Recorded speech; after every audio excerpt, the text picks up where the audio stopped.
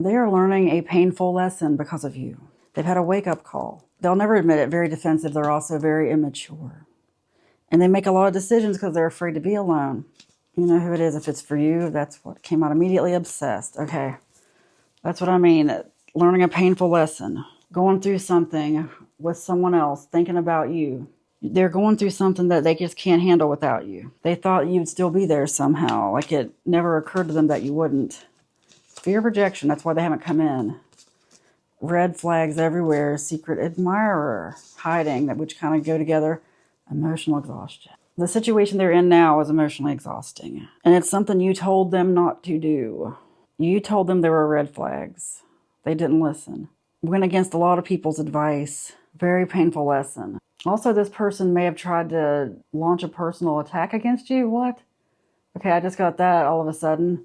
They're really not happy. Like I said, painful lesson. Like they were mad that you wouldn't stand up for them or mad that you wouldn't protect them or lie for them. Oh, okay. Mad that you wouldn't lie for them. So they made it about you, like tried to slander you in some way, and that's coming back on them. You might not even know this happened, or you might have just got an inkling about it. Like, I'm not trying to make you paranoid. I'm here to confirm what you already know. You had a gut feeling about it last time I just got the last time you thought about the person. Like, you don't have to have been around them, but the last time you were around them, you may have gotten a weird feeling that something was said behind your back. Like I said, I wouldn't get paranoid. If you didn't think about this already, then it's probably not for you. You just had either a gut feeling or you heard something. You were my rock. I see you everywhere. You were too good to be true. Yeah, they are seeing you everywhere because they know they did you wrong. They know people are not looking at them in a good light because of certain things they said about you. They did it to try to save themselves, if you want to call it that. They did it because they felt like they had no choice, but let's see. It's about survival. This person survived or went along in a moment. The same thing, really, but there's an element of survival here. Like they didn't know how to stand up for themselves. Somehow making it out to be about you became their option. What is this about? What kind of thing happened here? In their head, yeah, thinking about everything because they know they did wrong.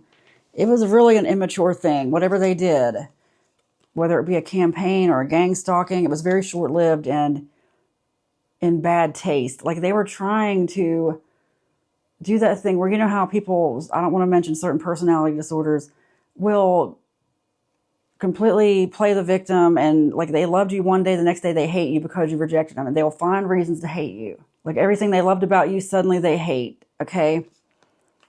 That's what happened. That's why they're in their head. Okay, a screenshot is what happened too. To get people realizing they were lying. Creeping. Forcer. Oh, people are now seeing this person as a forcer. Pushy energy, it says. Crosses boundaries, gets what they want by any means. Because of a screenshot. And people think it's creepy that they're creeping, okay? They know that this person is launching attacks on you that you don't deserve. You really don't deserve this. They are learning some lessons. They have really been burned. You are the topic of their discussion. This doesn't have to be recent. It could be something that already happened. But you know, it's funny. I think a lot of us don't realize the effect we have on other people. You just don't know who's behind closed doors arguing about you somewhere, you know? And that's what I'm getting, that kind of feeling of someone who was just like, yeah, nobody's doing that. Nobody's talking about me. You never know. You really never know. I'm going to spill tea. I'm going to know more what's going on here.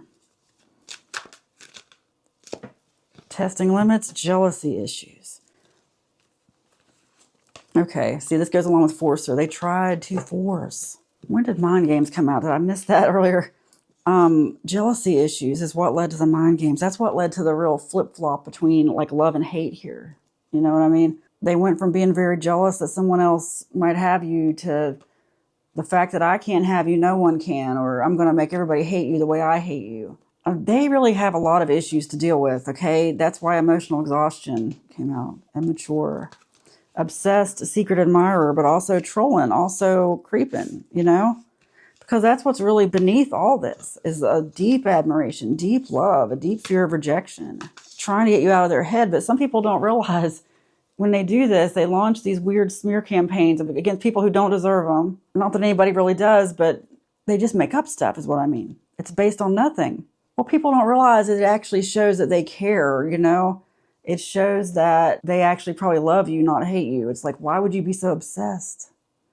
Why would you care so much to launch a smear campaign? Like, wow, just people who base their whole life around anger, when it didn't have to be that way. You could have just focused on something else, done something else with your life. You don't have to be obsessed with stalking someone because they didn't like you back. So weird. Testing the limits, examining how you react under pressure. Yeah, they're testing your limits, all right. Didn't we get that too? Oh yeah, that Forcer card said something about crossing boundaries, but I was thinking I got something about testing limits that wasn't that. Anyway, they have learned so much because they used to rely on you. Like, people are literally telling them stuff like, they should not have done this. Like, have you seen who they really are? That kind of thing. Like, people who maybe did stalk you to try to get to know who you were won over. Were like, why? Why would someone hurt you in this way, you know? They went into it trying to hate you and didn't come out that way. And this person's just upset because they can't have you. That's really all it boils down to. They feel disappointed by you. They'll never admit that. Like, if I were to tell them that to their face, if somebody did, then I'd be the next person on the hit list. You know what I mean? That's just how it is. Like, anyone who does this to them, who rejects them at all, who they sense any kind of rejection when they wanted their attention, is going to be on the receiving end of this person. This is something that has been over the Facebook groups, like, at least to a little extent. Maybe not for everybody, but local Facebook groups. I just got that. I got local groups. Word travels fast in some of these little local apps, you know? And for some of you, this led to something like that. People looking at you that you wouldn't expect. Because you might not be involved with the local apps. I'm telling you, they are everywhere. It doesn't matter where you live. I see that now. I mean, it's just so obvious to see. And I'm not trying to make anybody paranoid. It's not something you should live in fear of or even worry about at all. It's just something to be aware of in case you see people watching you or looking at you funny, wondering where they know you from. You just never know who knows what in a small town. So that's for somebody here. Like, people are just intrigued by you. People who never would have noticed you before are noticing you now, you know, because this person drew attention. You just need to be aware of it. Any new attention you come into your way, you have this person to thank, because it's going to be good attention. The pain is temporary, but worth it. Look, that came out while I was saying that, because it might have been painful. Like, let's say you knew these people were after you, whatever. And now it's not like that. That was pain, but worth it. Because you're getting anything restored to you. Like, I know I just got somebody in a comment saying they took something from you. Look, it's all going to be restored. I want you to, I know it's hard.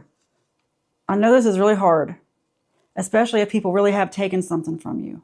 And I know you don't feel like hearing this, but I'm going to tell you something I learned myself, because I've had that happen. More than once, I've had some stuff happen.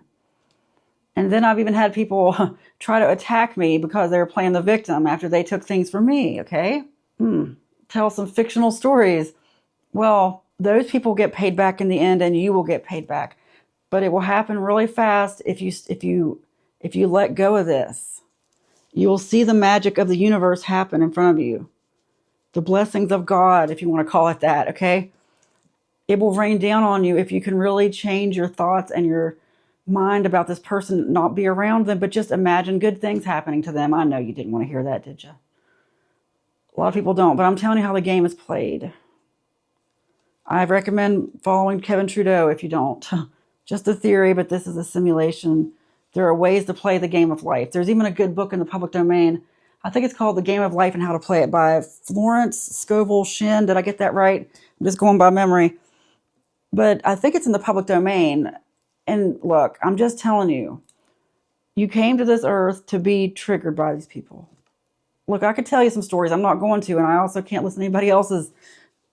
We just need to move on from that. You need to spend your time thinking about something else. I'm telling you, even the money they took, the inheritance, whatever it was Whatever they took, you can get it all back. It can all just rain down upon you. You need to let go of your limiting beliefs about that and let go of your anger. That's exactly what this is about. Now I see, okay, because I've been wondering like where my readings are going lately. It's because I'm trying to stop somebody in the spiral here. Because this did happen to someone. I know that. I can tell that. People are going to tell me in the comments this happened to them, and I'm so sorry. But I also want you to know I have been through that. And I'm living proof that you will get through that. Start imagining a better life for yourself. I know, I didn't used to believe that stuff either. Somebody told me this a few years ago.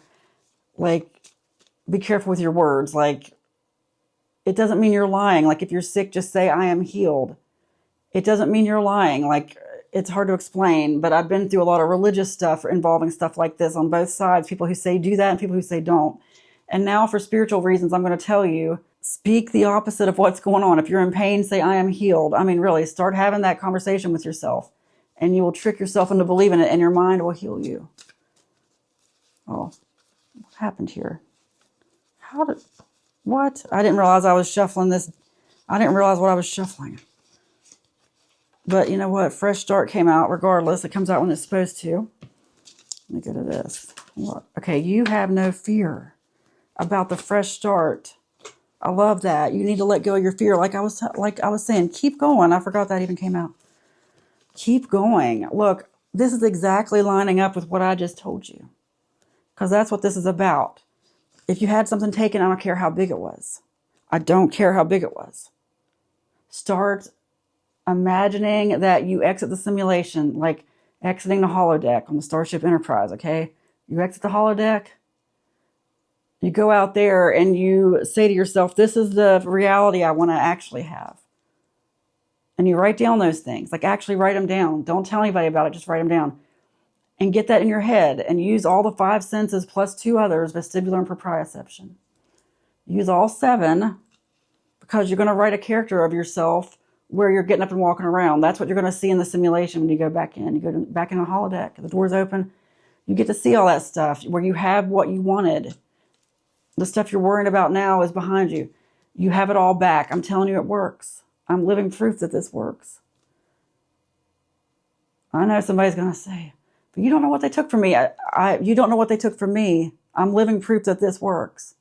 Because you're not going to get it back by sitting there stewing over it, rewriting the same story. Write a better story for yourself and imagine it. As ridiculous as it feels, imagine it.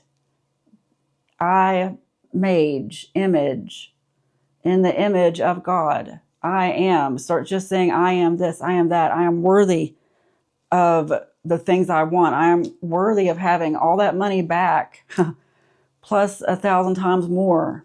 Money's just a frequency and it comes to you easily. Let go of your limiting beliefs about this. It's easy. Remain calm. The more they anger you, the more that you write that story because you're drawing it in with those feelings. I wish somebody had told me this years ago. I know a lot of people still won't believe me. Sometimes you got to hear things over and over. And I'm manifesting that you will learn these lessons gently. If you really think what I'm saying is ridiculous, I manifest you will learn it gently. Use your discernment. May your discernment be stronger than ever. May you let go of your fear, let go of all limiting beliefs. You can have anything you want. You have no fear. It is spoken, it is written, and so it is. Amen.